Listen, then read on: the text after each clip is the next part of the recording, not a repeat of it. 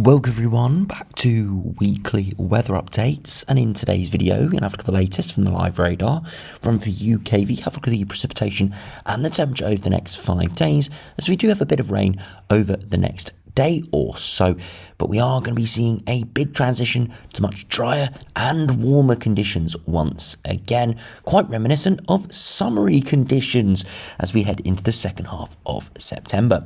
Now, of course, it's been very cold the last couple of days, and as we head into Saturday, it still could be chilly in the south and the east. We still have a bit of cool air trapped, but by Sunday and Monday, all areas will be much milder and, dare I say, warm as we head into the middle part of next week, as we do see a southeasterly to easterly flow under a big area of high pressure that looks to dominate all of next week.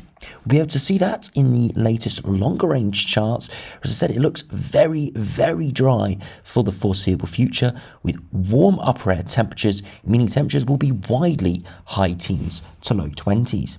Now, it is probably not likely that we'll reach anything much higher than that, because the wind direction doesn't look like at any point it will become directly from the southerly direction, which is kind of the direction we need to see anything warmer than low 20s into the second half of September. So don't expect anything much higher than that, but to be honest, we can't ask for much more as we do head in the second half of the month. So do remember, if you enjoy my videos, make sure you like and subscribe, and remember to follow me on Twitter as well. The link's in the description. Now, if you start on the live radar, you can see it is drier further southwards, wetter further northwards. Now, in the south, where it's drier, it's still actually quite cold. Recording this Friday evening, so we are likely to see a bit of frost in a few places as we head into Saturday morning, but it should be nowhere near as widely as cold as it has been the last couple of nights. I said recording this around 11 p.m, so it is quite late. So by the time most of you watching this, it probably will be Saturday morning, and most of this precipitation will have cleared further southwards and eastwards. Now, if you are seeing this rain, yes, it's not great, but it's a sign that the air mass is changing, which is a good thing, as we do see much warmer air starting to push in. Now, at the moment, it is heavy in places, but really just to the north of Scotland, really, with most other areas seeing more patchy precipitation. If you do put on the temperatures tonight, you can see it's much milder in the north and the west, much cooler in the south and the east, and slowly these yellows will be taken over for all, and we'll start to see some oranges over the next few days. Those temperatures are set back towards 20 degrees. Now, if you have a look at the latest UKV, if we start on the precipitation charts, you can see the rain heading through the rest of this evening, and as we head into Saturday morning, it could linger in a few spots, and we can see another area of rain moving in for Saturday evening. Now, this tries to push southwards, but eventually it gets beaten away by a big area of high pressure and kind of disintegrates away. As we head into Monday, look at that, very dry, bone dry. The wind direction shifts to an easterly by Tuesday, and again is looking very dry and very warm as we head into Wednesday as well. Look at that, clear blue skies, pretty stunning conditions indeed, and yeah, it does look great, and yeah, back towards what we'd expect during the summer months. Complete 180 on what we've seen this week, where it's been cold, it's been pretty miserable, lots of heavy thundery showers, hailstorms and frost. None of that next week, with a return to much warmer conditions.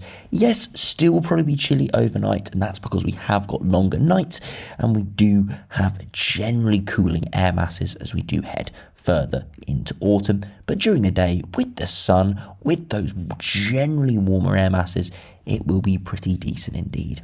And we see that on the latest upper air temperatures, much colder at the moment, but it's slowly getting pushed away by the milder air. And if we do skip to early next week, look at that, upper air temperatures in the low to mid-teens.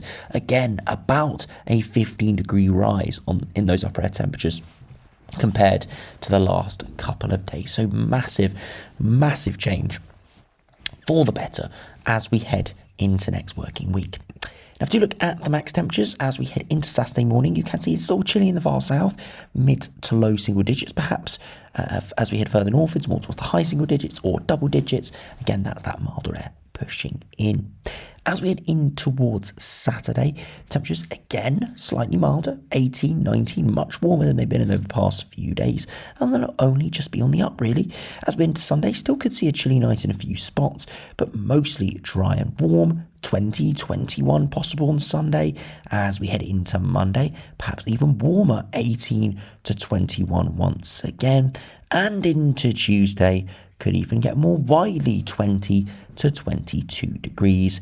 And then finally into Wednesday, look at that again, widely 20 to 22 degrees, 20 degrees right on the south coast of England and 20 degrees right on the north coast of Scotland. So up and down the country, it's warm, sunny and dry. As I said at the start of the video, we cannot ask for much more than this. The only thing that you could ask for is a southerly wind. And even with a southerly wind, we probably would drag a bit of instability and maybe some thunderstorms. So really, this is the best possible conditions for the second half of September.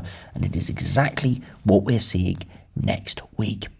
Now, if you look at the macro view of this, you can see we do have high pressure toppling in at the moment. That's why it's been drier through Friday, less showers because we haven't had that instability around. Over the next couple of days, we do have a westerly flow with the high pressure slowly building in, and it fully builds in for Monday and Tuesday, and we do drag in an easterly wind. Now, the easterly wind isn't cold at all. It's a warm easterly, and it looks very pleasant with high pressure dominating all of next week. As we progress into the following weekend, still high pressure around, maybe the pressure lowering slightly, could introduce a few odd showers, but still looking stunning all the way through to Sunday.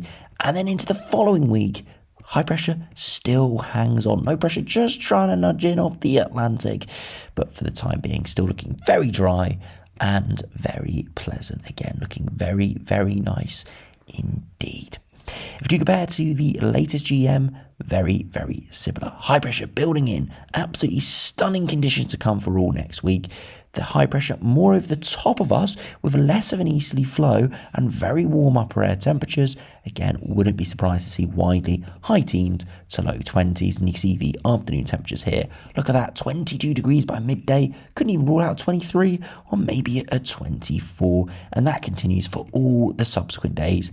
Eventually, perhaps a slight shift as we see more of a north or northwesterly flow pushing in, but still looking very dry and looking very pleasant. If we do have a look at the accumulated precipitation, very, very minimal, with most areas seeing only a trace of precipitation, really apart from northern and western Scotland, and much of this precipitation falling in the next 24 to 48 hours. Elsewhere, all that precipitation could fall, as I said, or majority of that precipitation will fall in the next 24 to 48 hours, but even then, very little for much of England and Wales, just in the single digits of millimetres, which is, a couple of hours of moderate rain, and that's for the whole of the next 10 days.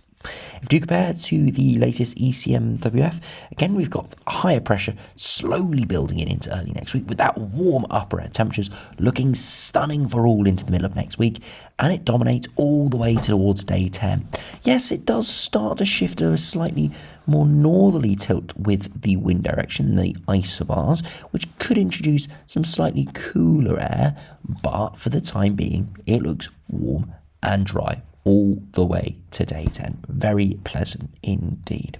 Now, after you finish by looking at the latest ensemble, you see it is cold at the moment, but by tomorrow morning through Saturday, it is much drier and much warmer. Look at that. Very little precipitation all the way to the 20th. That's the next week. And the upper air temperatures are average to above average for the foreseeable future. Yes, some runs dipping into the latter part of September, but for the time being, it is very dry and it is looking very pleasant indeed. Really quite enjoyable to get out there and enjoy the last remnants, really, of summer.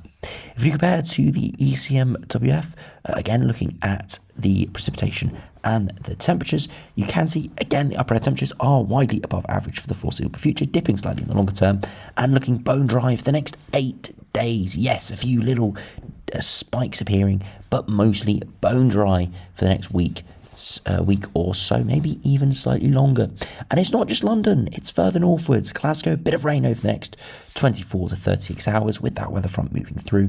But then again, all the way to the 22nd, 23rd, bone dry, and in terms of deviation from average, it's much higher above average as we head into next week. So yes, the whole country, up and down, going to see 20 to 22 degrees, but compared to average, it is probably a bit of a warmer spell for Scotland than it is for London, for southern areas. But yeah, for all, very pleasant, very nice indeed. And we're seeing a return to summer for at least the meantime.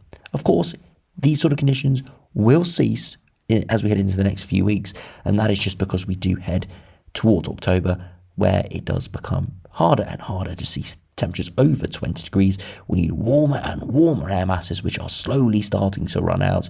And of course, we see an increasing jet streams in terms of its strength and cooler air masses to our north.